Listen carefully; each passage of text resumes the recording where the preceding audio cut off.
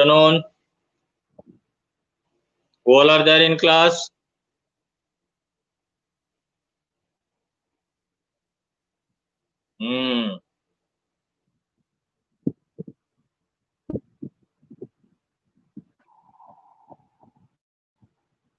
So, anyway, today is Janmashtami. Happy Janmashtami to all of you. Enjoy the festival.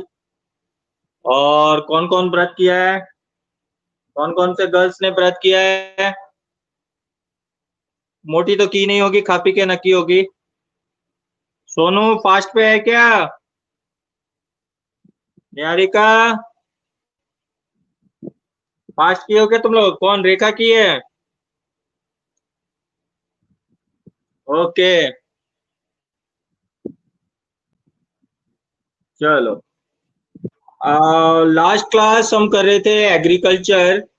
Agriculture में chapter में page number 139 में आ जाओ। 139 में आ जाओ।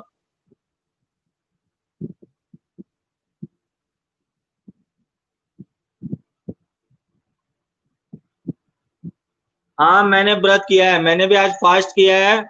सुबह से मैंने कुछ नहीं खाया, बस सुबह पूड़ी छोले खा लिए थे मैंने। उसके बाद चाय पी ली, अभी थोड़ा सा जूस पी लिया, 2 पराठे खाए हैं, बस इतना ही है। व्रत पे ही हूँ आज, मैंने सोचा फास्ट पे ही रहूंगा, ज्यादा कुछ नहीं खाऊंगा। एनीवे 139।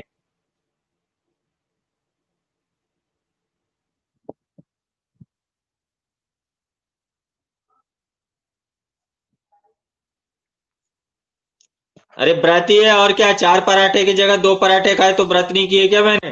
व्रत ही किया और क्या।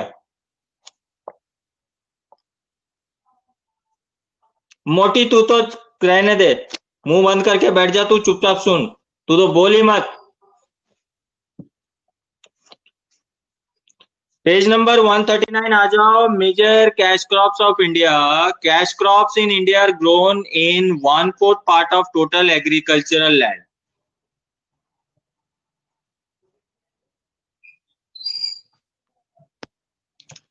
तो कैश क्रॉप वो क्रॉप्स होते हैं जिनको हम स्पेसिफिकली फॉर इंडस्ट्रियल यूज और specifically for money earning factor के वजह से जो है हम इसको कल्टीवेट करते हैं।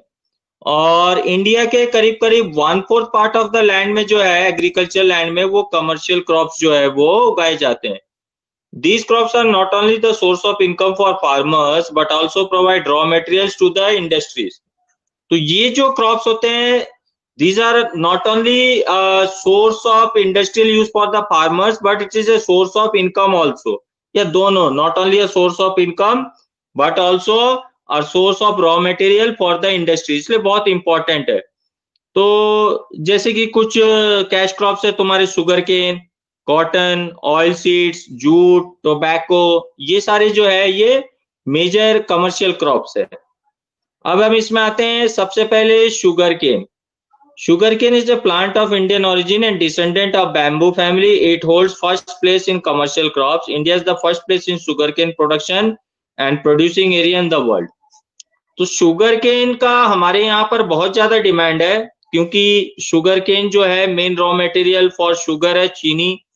और चीनी जो है हम भारतीय लोग जो है बहुत ज्यादा मीठा खाते हैं। अपने दिन की लाइफ में भी हम चाय, कॉफी, इस तरीके से जो है हलवा, मिठाई, तो चीनी का सेवन बहुत ज्यादा होता है। इसलिए शुगर केन को जो है बहुत ही ज्यादा मात्रा में जो है उगाया जाता है। इनफैक्ट इंडिया जो है वो वर्ल्ड का लार्जेस्ट प्रोड्यूसर है शुगर केन का। India produces 50% sugar cane of the world. करीब करीब पूरी दुनिया की आधी 50% ऑफ द शुगर केन जो है वो इंडिया में ही प्रोड्यूस किया जाता है। Sugar cane is grown in tropical regions of India. तो ये ज्यादातर ट्रॉपिकल रीजन्स में उगाए जाते हैं जहां पर टेम्परेचर 15 टू 30 डिग्री सेल्सियस के बीच में होता है और रेनफॉल इसको चाहिए 100 से 200 सेंटीमीटर। यानी शुगर केन को भी जो है वो अच्छी बारिश चाहिए और मॉइस्ट सॉइल चाहिए। ज्यादातर जो शुगर केन है वो नॉर्थ इंडिया में उगाई जाती है। North India has large sugar cane producing areas, लेकिन इसके अलावा साउथ इंडिया में भी शुगर केन उगाई जाती है वहां की ह्यूमिड क्लाइमेट की वजह से। तो इस तरीके से ज्यादातर जो शुगर केन प्रोड्यूसिंग स्टेट्स है वो है उत्तर प्रदेश, महाराष्ट्र, कर्नाटक, तमिलनाडु, आंध्र प्रदेश, हरियाणा, पंजाब, बिहार एंड गुजरात। राजस्थान में जो शुगर केन उगाई जाती है, राजस्थान में उगाई जाती है उदयपुर, गंगानगर, भीलवाड़ा, चित्तौड़ और बूंदी। तो शुगर केन जो है, मैंने कहा कि as a raw material it is use for making sugar, jaggery and alcohol. Jaggery यानी गुड़ और अल्कोहल यानी शुगर केन से जो है वो शराब भी बनाई जाती है, अल्कोहल भी बनाया जाता है। तो इसलिए भी इसकी डिमांड बहुत ज्यादा है, क्योंकि हमारे देश में पीने वालों की कमी है ही नहीं।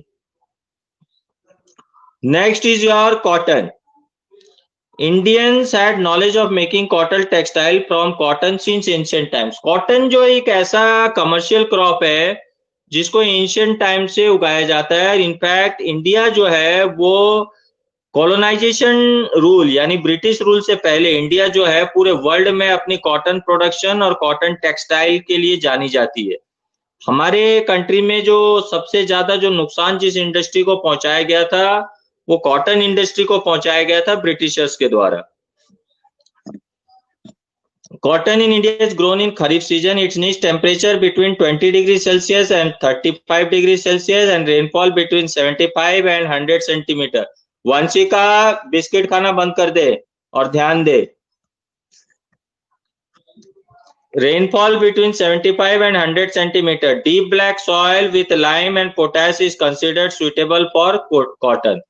तो इस तरीके से जो ब्लैक सॉइल है ये कॉटन के लिए बहुत सुइटेबल माना जाता है, क्योंकि इसके अंदर में जो है लाइम और पोटैश है जो शुगर केन के प्रोडक्शन को एनहांस करता है, जो शुगर केन के प्रोडक्शन को बढ़ाता है। 3 varieties of cotton are grown in India. India में 3 तरीके के कॉटन उगाए जाते हैं। पहला है long and thin fibre cotton, इसको अमेरिकन कॉटन भी कहा जाता है। 50% of total production of cotton of this type is grown in Punjab, Haryana and Rajasthan. इस तरीके का जो कॉटन है ज्यादातर ये 3 स्टेट्स में उगाई जाती है, पंजाब, हरियाणा और राजस्थान में। जो सेकंड फाइबर कॉटन है उसको हम कहते हैं medium fibre cotton. 40% of the total production of cotton of this quality is grown in Gujarat, Maharashtra, Haryana, Andhra Pradesh, Karnataka and Tamil Nadu. ज्यादातर साउथ के रीजन्स में जो है ये मीडियम फाइबर कॉटन उगाई जाती है। और ये जो है this is about 40% of the total cotton production of our country. Third है तुम्हारा, जो थर्ड वेराइटी है कॉटन का वो शॉर्ट फाइबर कॉटन है। It is 10% of total production of cotton and is grown in small quantity in almost all states of the country. ये short fibre जो है जिसका टोटल प्रोडक्शन जो है कॉटन का 10% है। ये लगभग थोड़ी बहुत मात्रा में लगभग सभी स्टेट्स में जो है वो उगाई जाती है। In area and production of cotton Gujarat stands on first position. तो कॉटन प्रोडक्शन के मामले में जो स्टेट सबसे लार्जेस्ट प्रोडक्शन ऑफ कॉटन करता है वो है गुजरात, उसके बाद महाराष्ट्र है सेकंड और आंध्र प्रदेश है थर्ड पोजीशन में। इसके अलावा Punjab and Haryana are also important cotton producing states. Production of cotton is less than demand, so India imports cotton from America, Sudan, Kenya and Egypt. जो हमारे देश में जो कॉटन प्रोडक्शन होता है वो कॉटन प्रोडक्शन जितना भी होता है वो हमारे देश के जो डिमांड है, कॉटन की डिमांड जो है उसको पूरा नहीं कर पाता। तो इसलिए इतने कॉटन प्रोडक्शन होने के बावजूद भी हमको जो है कॉटन जो है हम बाहर के देशों से भी इंपोर्ट करते हैं। हम कॉटन जो है वो इंपोर्ट करते हैं, अमेरिका से हम कॉटन खरीदते हैं, सूडान से खरीदते हैं, कीनिया और इजिप्ट, इन कंट्रीज से जो है हम कॉटन जो है वो इंपोर्ट करते हैं। राजस्थान में ज्यादातर जो कॉटन है वो गंगानगर, हनुमानगढ़, बीकानेर, कोटा, बूंदी और झालावाड़ जैसे रीजन में जो है वो उगाए जाते हैं। समझ में आया सबको? कॉटन तक। मोटे दिन भर गाय भैंस के जैसे चरा मत कर। Next is your jute. Jute is an important fibre crop of India.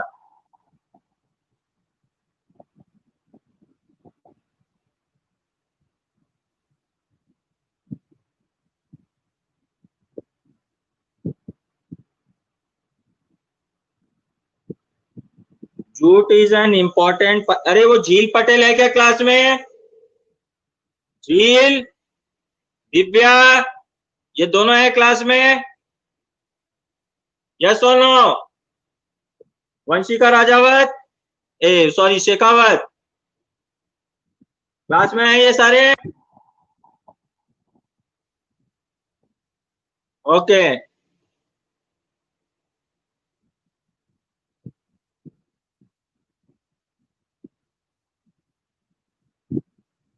अब हम आते हैं नेक्स्ट कैश क्रॉप में, जो है jute. Jute is an important fiber crop of India. The stem of jute plant is used in paper industry and the fiber part is used in making ropes and other articles. Jute एक ऐसा जो है वो packaging industry में jute plant की बहुत ज्यादा requirement है। जूट एक पौधा है जो पूरा का पूरा काम में आ जाता है। इसका जो तुम्हारा स्टेम है ये पेपर बनाने के काम आता है। इसका जो वेस्ट मटेरियल है ये रस्सी और बोरी बनाने के काम आता है। जो ब्राउन कलर के गनी बैग्स जिसको हम कहते हैं, जो बोरी हम कहते हैं, पैकेजिंग में आलू प्याज के देखते हो पैकेजिंग में आता है, ये जूट के बने होते हैं। और West Bengal is a one tropical wet climate necessary for the growth of in India. West Bengal is a leading producer of jute. तो सबसे ज्यादा जो जूट है वो इंडिया में वेस्ट बंगाल में पाई जाती है, क्योंकि इसको बहुत ज्यादा वाटर और ट्रॉपिकल क्लाइमेट चाहिए, ह्यूमिड क्लाइमेट चाहिए, और वहां का जो सॉइल है वो भी जूट कल्टीवेशन के लिए बहुत फेवरेबल है। तो करीब करीब हमारे देश का जो 60% ऑफ जूट प्रोडक्शन है वो अकेले सिर्फ बंगाल से ही आती है। इसके अलावा आसाम, बिहार, झारखंड, उत्तर प्रदेश और त्रिपुरा में भी जो है इन स्टेट्स पे भी जूट प्रोडक्शन किया जाता है। उसके बाद हम आते हैं ऑयल सीड्स। एडिबल ऑयल मतलब खाने का तेल is extracted from the seeds of oilseed crop. India produces about 10% oilseed production of the world. पूरी दुनिया का ऑयल सीड के प्रोडक्शन का जो 10% हिस्सेदारी है वो अकेले इंडिया की है। हमारे यहाँ ऑयल सीड्स जो है वो दोनों ही सीजन में उगाए जाते हैं, रबी सीजन में भी और खरीफ सीजन में भी। और जो मेजर ऑयल सीड क्रॉप्स है हमारे कंट्री में, ग्राउंडनट मूंगफली, मस्टर्ड सरसों, सीसम तिल, सनफ्लावर, अलसी एक आता है, अलसी जो है वो बीज आता है, अलसी का तेल, वो उसको हम ज्यादातर जो है जो पेन बाम की तरह काम लेते हैं, जोड़ों के दर्द वगैरह में अलसी का तेल लगाते हैं। कैस्टर और सोयाबीन ऑयल जिसको हम बहुत ज्यादा उपयोग में लेते हैं। Groundnut and mustard form 80% of the total oil seed production. इसमें भी जो वर्ल्ड में तो हमारे 10% हिस्सेदारी ऑयल सीड में, हमारे कंट्री में जितना प्रोडक्शन होता है ऑयल सीड उसमें से 80% जो ऑयल सीड प्रोडक्शन होता है वो ग्राउंडनट और मस्टर्ड यानी सरसों और मूंगफली का ज्यादा उपयोग करते हैं। मूंगफली का तेल लो कोलेस्ट्रॉल होता है, तो मूंगफली का तेल हेल्थ वाइज काफी अच्छा होता है। और मस्टर्ड का तेल भी अच्छा होता है, डाइजेस्टिव सिस्टम को इम्प्रूव करता है rather than soybean oil. Soybean oil में जो है वो बहुत ज्यादा हम उपयोग करते हैं, लेकिन उसमें फैट और कोलेस्ट्रॉल की मात्रा जो है वो बहुत ज्यादा होता है compare to groundnut mustard oil. वैसे तो हेल्थ के लिए सबसे बेस्ट है sunflower oil. Groundnut, it is a crop of Brazil origin. तो ग्राउंडनट जो है मूंगफली, ये कहते हैं सबसे पहले ब्राजील में उगाई गई थी। India produces about 30% of total groundnut production of the world. पूरी वर्ल्ड की अगर प्रोडक्शन की हम बात करें तो इंडिया का जो शेयर है 30% ऑफ द ग्राउंडनट प्रोडक्शन जो है वो इंडिया में उगाई जाती है। It is sown in kharif season. Kharif season मतलब ये वाले अभी वाला जो सीजन चल रहा है। In India 45% oil seed crops of groundnut only, about 85 production of groundnut in the countries received from Gujarat. तो सबसे ज्यादा जो ग्राउंडनट का प्रोडक्शन होता है हमारे कंट्री में वो होता है, पहले नंबर पे है गुजरात, दूसरे में आंध्र प्रदेश, तीसरे में है तुम्हारा तमिलनाडु, उसके बाद चौथे में महाराष्ट्र, पांचवे में कर्नाटक। राजस्थान में भी ग्राउंडनट उगाई जाती है। राजस्थान में ज्यादातर जो ग्राउंडनट प्रोडक्शन है वो चित्तौड़, सवाई माधोपुर, भीलवाड़ा, जयपुर डिस्ट्रिक्ट, गंगानगर, बीकानेर, हनुमानगढ़, इन जगहों पे जो है मूंगफली की प्रोडक्शन जो है वो की जाती है। ठीक है निहारिका, समझ में आ रहा है? चश्मा लगा ली, दिखाई दे रहा हूं मैं तेरे को साफ साफ? साफ साफ दिखाई दे रहा हूं ना मैं तेरे को निहारिका? और कनिका है क्या? कनिका अग्रवाल, कनिका अग्रवाल कहाँ है? आज क्लास में नहीं है क्या? कनिका है, कहाँ छुप के बैठ जाती है कोने में? वंशिका पालीवाल के जैसे फैल के बैठा कर एकदम, बिल्कुल भैंस के जैसे एकदम फैल के। Okay, next is your mustard.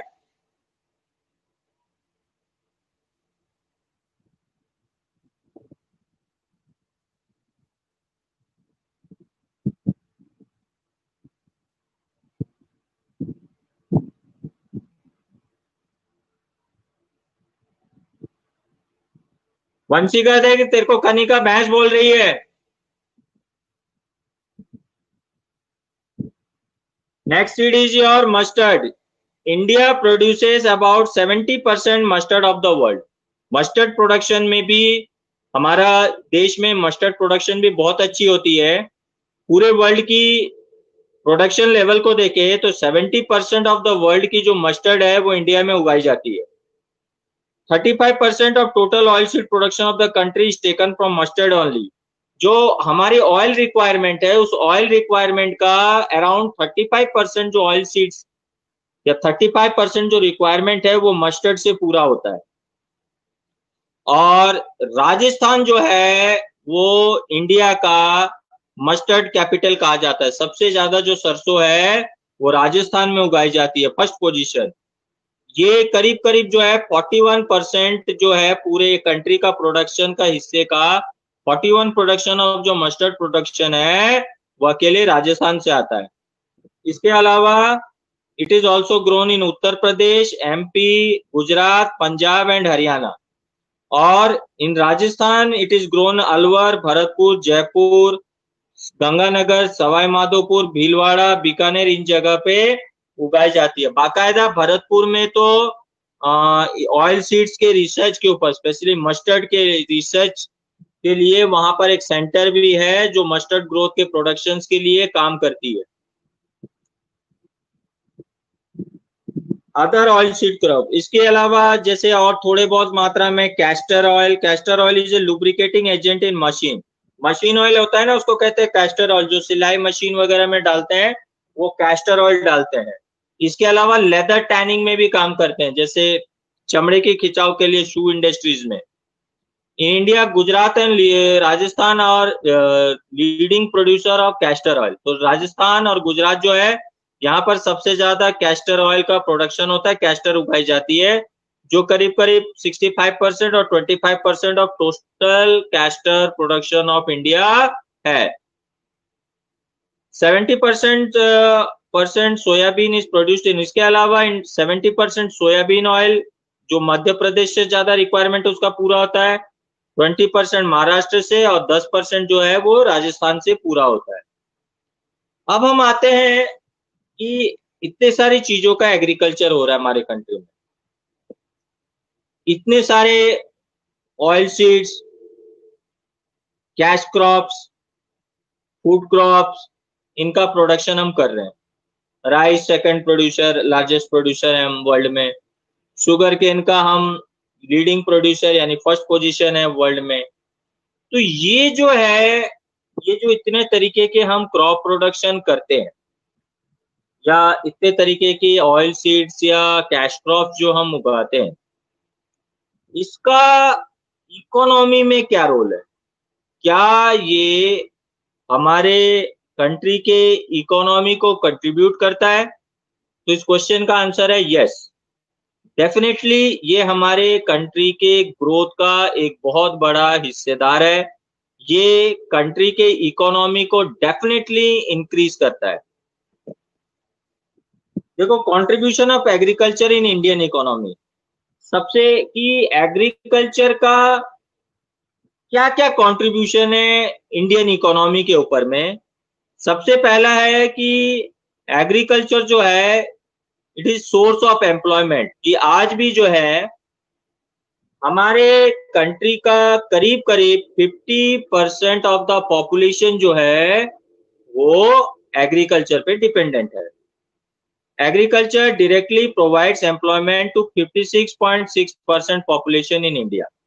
तो हमारे देश का कुल 56% जो पॉपुलेशन है वो एग्रीकल्चर पे डिपेंडेंट है। It also provides indirect employment to agriculture based occupations. देखो 56% तो डायरेक्टली इन्वॉल्व है, इसके अलावा भी इनडायरेक्टली बहुत लोग इन्वॉल्व है, जैसे एनिमल हस्बेंड्री, पशुपालन, चिकन, पोल्ट्री, ये जो है फिश फार्मिंग, फिश भी एक फार्मिंग है जिसको हम फिशरी कहते हैं, and forestry. It also provides raw material to industries which is an indirect source of livelihood. तो ये इंडस्ट्रीज को भी रॉ मटेरियल्स प्रोवाइड करता है। तो इस तरीके से एग्रीकल्चर जो है वो एक प्राइमरी सेक्टर है, वो इंडस्ट्रीज के लिए भी रॉ मटेरियल्स प्रोवाइड करता है, यानी सेकेंडरी सेक्टर को भी रन करता है, और जो ट्रांसपोर्टेशन होता है उससे टर्शियरी सेक्टर भी ग्रो करता है, यानी ट्रांसपोर्टेशन सेक्टर भी ग्रो करता है। तो इस तरीके से जो है एग्रीकल्चर जो है एक बहुत इंपॉर्टेंट सोर्स ऑफ एम्प्लॉयमेंट है। उसके बाद है second, contribution in gross domestic production, कि जीडीपी में कितना ग्रोथ करता है। There has been great contribution of agriculture and its allied activities. Allied activities मतलब एग्रीकल्चर से जुड़े काम, जैसे poultry, animal husbandry, fishery. It was 55.11% on prices of 1993-94 में जो इसका जीडीपी में हिस्सा था वो था करीब करीब 55%। उसके बाद 1990 में देखा गया कि इसका घट गया ग्रोथ, 44% हो गया। During 2007 and 8 it was 17.8% on prices of 1999 and 2000, reduced to 15.35% on prices of 2011. The reason of this downfall was rapid industrial development in secondary and tertiary. ये देखा गया है कि एग्रीकल्चर का जो परसेंटेज है जीडीपी में वो धीरे धीरे घटता जा रहा है। उसका घटने का रीजन है कि जो इंडस्ट्रियल सेक्टर और जो तीसरा सेक्टर टर्शियरी सेक्टर का जो है उसकी हिस्सेदारी और उसका ग्रोथ जो है वो बढ़ता जा रहा है। तो उसकी हिस्सेदारी, उसका ग्रोथ बढ़ते जाने के कारण जो है जो एग्रीकल्चर वाला पार्ट का जो ग्रोथ है वो धीरे धीरे जो है वो घटता चला जा रहा है। थर्ड है contribution in foreign trade. India contributes 2.07% in export of agriculture production in the world. India is the 10th largest country in the world in export of agriculture production. तो एग्रीकल्चर प्रोडक्शन के मामले में India जो है वो 10वां देश है world का जो सबसे ज्यादा एग्रीकल्चर प्रोड्यूस एक्सपोर्ट करता है। तुमको मैंने शायद पहले भी बताया था कि नॉर्थ कोरिया जो है वो किसी के साथ में कोर्डियल रिलेशन मेंटेन नहीं करता, क्योंकि वहां का जो तानाशाह रूलर है किम योंग, वो किसी के साथ में, किसी भी कंट्री के साथ में ना लड़ने मरने से डरता है ना कोर्डियल रिलेशन मेंटेन करता है। लेकिन वो इंडिया के मैटर में कभी कुछ नहीं बोलता है, इंडिया के साथ उसके एक अच्छे रिलेशन मेंटेन्ड है। उसका रीजन ये है एग्रीकल्चर प्रोडक्ट का एक्सपोर्ट। नॉर्थ कोरिया जो है वो सबसे बड़ा इंपोर्टर है हमारे इंडिया का फ्रूट्स एंड वेजिटेबल्स, यानी सबसे बड़ी मात्रा में हम फ्रूट्स एंड वेजिटेबल्स जो है वो नॉर्थ कोरिया को एक्सपोर्ट करते हैं, क्योंकि नॉर्थ कोरिया में पोटैटो और कुछ एक सिलेक्टिव फूड आइटम्स के अलावा वहां पर इतना एग्रीकल्चर का ग्रोथ नहीं है। तो इसलिए जो है वहां पर जो है ज्यादातर फ्रूट्स एंड वेजिटेबल्स जो है वो इंडिया से जाती है। स्पेशली मैंगोज हम बहुत बड़ी तादाद पे उसको बेचते हैं, फ्रेश वेजिटेबल्स, टोमेटोज, चिलीज, ये सारा चीज एक्सपोर्ट होता है। तो इसलिए जो है ये ट्रेड जो है एक माध्यम बना हुआ है उस देश के और हमारे बीच में कोर्डियल रिलेशनशिप का। It is fourth biggest sector of total export, it exports products. इसके अलावा इंडिया जो है दूसरे प्रोडक्ट भी एक्सपोर्ट करती है, जैसे T, sugar, oil seed, tobacco, spices, fresh fruits और बासमती राइस। बासमती राइस एक स्पेशल वैरायटी ऑफ राइस है जो बहुत खुशबूदार होती है, बहुत डिलीशियस होती है। स्पेशली हम इसको बिरयानी या पुलाव बनाने के यूज में लेते हैं, कॉस्टली भी होती है। It also includes other agriculture products like, इसके अलावा हम jute, textile, poultry, various food grains and edible oil भी हम करते हैं इंपोर्ट भी। उसके बाद फोर्थ है supply of raw material for industries, कि रॉ मटेरियल भी सप्लाई करते हैं, लाइक टेक्सटाइल इंडस्ट्री को, शुगर इंडस्ट्री को, वेजिटेबल ऑयल जैसे सोयाबीन, जूट इंडस्ट्री को, रबर इंडस्ट्री को, स्पाइस इंडस्ट्री को रॉ मटेरियल के तौर पर एग्रीकल्चर से ही जाता है ये सारा चीज। ऑयल सीड्स नहीं जाएगी तो ऑयल इंडस्ट्री कहाँ से चलेगी, शुगर केन नहीं जाएगा तो शुगर प्रोडक्शन कहाँ से होगा, शुगर इंडस्ट्री कहाँ से चलेगी। तो इस तरीके से जो है इसको हम एग्रो बेस्ड क्रॉप्स भी कहते हैं।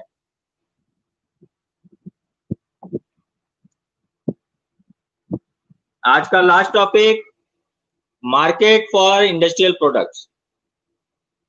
60% population of India resides in rural areas which is dependent on agriculture। आज भी हमारे देश की 60% जो आबादी है वो ग्रामीण सेक्टर में रहती है। This sector provides market for agriculture equipment like tractor, harvesters, cultivation equipment, fertilizers and pesticide। तो इस तरीके से न केवल किसान एग्रीकल्चर पे डिपेंडेंट है, बल्कि और भी बहुत सारे सेक्टर जो है वो एग्रीकल्चर पे डिपेंडेंट है, जैसे tractor, harvesters, cultivation equipment, fertilisers, pesticide, ये केमिकल इंडस्ट्रीज, ये भी जो है मशीनरी इंडस्ट्रीज, ऑटोमोबाइल इंडस्ट्रीज, बहुत सारी इंडस्ट्रीज जो है वो एग्रीकल्चर पे डिपेंडेंट है। If we assess Indian agriculture, we will find that it is the backbone of Indian economy। तो एक तरीके से जो एग्रीकल्चर है वो इंडियन इकोनॉमी की जो है वो बैकबोन है। Production falls due to dependence of agriculture on monsoon which is indefinite and irregular with havoc of floods and droughts. कई बार देखा गया है कि ये जो एग्रीकल्चर सेक्टर है इसको काफी नुकसान होता है। कभी बारिश नहीं होती कि बारिश पे डिपेंडेंट होते कई सारे जगह जो है, कई जगह जो है फ्लड में, रेन में इसको बहुत काफी नुकसान होता है। अभी टिड्डी दल आई गई थी पाकिस्तान से जिन्होंने हमारे यहाँ फसलों को बहुत ज्यादा नुकसान किया। तो इस तरीके से इंसेक्ट्स भी नुकसान पहुंचाते हैं। तो ये बहुत सारे फैक्टर्स है जिसकी वजह से एग्रीकल्चर सेक्टर को नुकसान होता है। If we want to develop agriculture in India, we will have to change the ancient way of its production। तो अगर हमको एग्रीकल्चर को हमारे कंट्री में डेवलप करना है तो जो पौराणिक तरीके हैं उनको छोड़कर न्यू टेक्नोलॉजीज को अपनाना पड़ेगा ताकि एग्रीकल्चर प्रोडक्शन ज्यादा से ज्यादा हो सके। We will have to remove illiteracy and abolish poverty, only then development of agriculture and conditions of farmers will improve।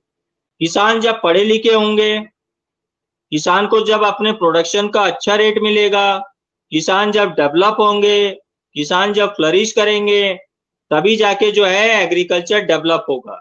बाकायदा एज यंगस्टर्स भी ज्यादा से ज्यादा लोग एग्रीकल्चर से जुड़ना चाहिए।